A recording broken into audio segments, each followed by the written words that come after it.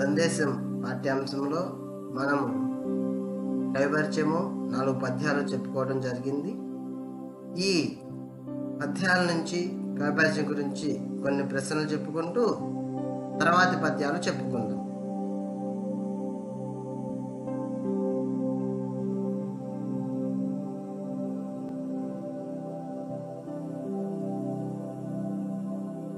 భరతావని ఎవరికి అప్పుబడింది అని జాషువా గారు అంటున్నారు. భరతావని శ్రమజీవికి అప్పుబడింది. పంటలు ఎప్పుడు పండటానికి సందేహిస్తాయి? శ్రమజీవి కష్టం లేకపోతే పంటలు పండడానికి సందేహిస్తాయి. ప్రపంచానికి భోజనం ఎలా దొరుకుతుంది? శ్రమజీవి యొక్క కష్టం ద్వారా ప్రపంచానికి భోజనం దొరుకుతుంది. Yes, correct, your right answer. Joshua గారు ఎవరికి భోజనం లేదని బాధపడుతున్నారు? శ్రమజీవికి భోజనం లేదని బాధపడుతున్నారు.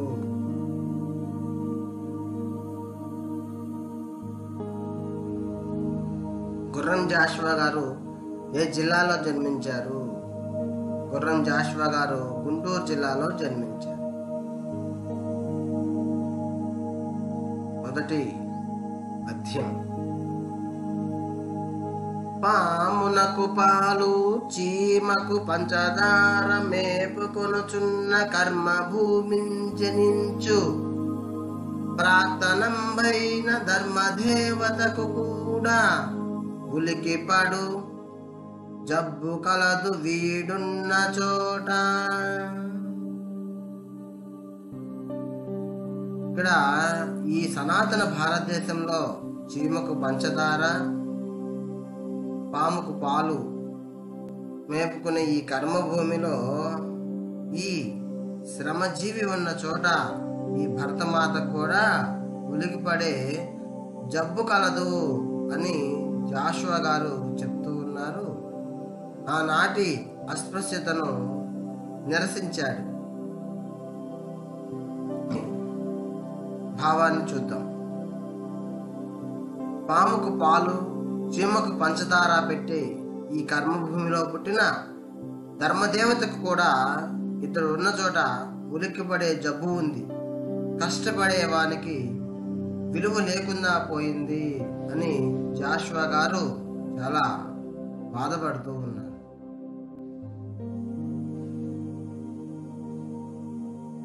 వాని ఉద్ధరించు భగవంతుడే లేడు, మనుజుడెట్లు వాని కనికరించు, వాడు చేసి కొన్న పాప కారణమేమో ఇంతవరకు వానికి ఎరుకలేదు, ఇంతవరకు వానికి ఎరుకలేదు. ఈ పద్యంలోని కఠిన పదాలు చూద్దాం. ఉద్ధరించు అని అభివృద్ధి చేసే భగవంతుడే లేడు, మనుషులు ఏ విధంగా అతనికి అనుకరిస్తాడు?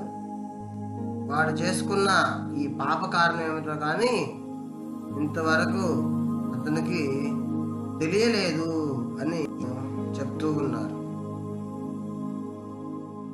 భావం.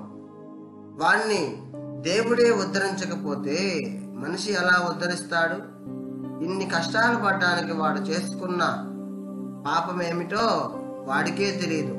తెలిసినప్పుడు కదా ఈ పాప పరిహారం దొరికేది, అతడు అందరితో సమానంగా చూడబడేది.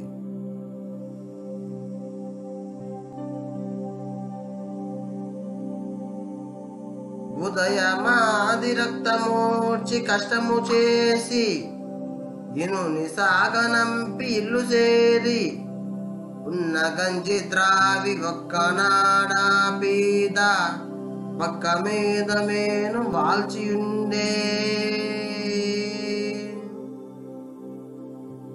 కఠిన పదాలు. ఇనుడు సూర్యుడు, మేను శరీరం, ఆది మొదలు.